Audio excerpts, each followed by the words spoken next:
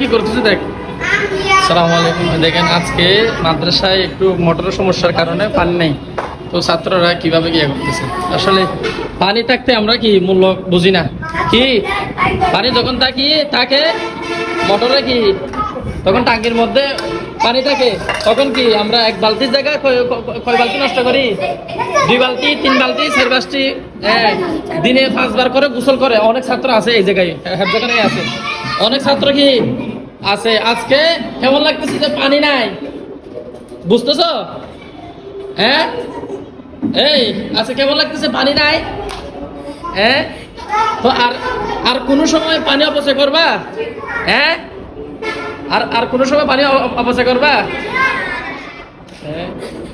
এখন ওয়াশরুমে প্রসাব করার পরে পানি নেওয়ার মতো পানি নাই, এখন বুঝো। আইতেছে না পানি, আইতেছে না পানি, আসতে অনেক সময় আছে। মোটর একবার সব ইয়ে করে ফেলছে।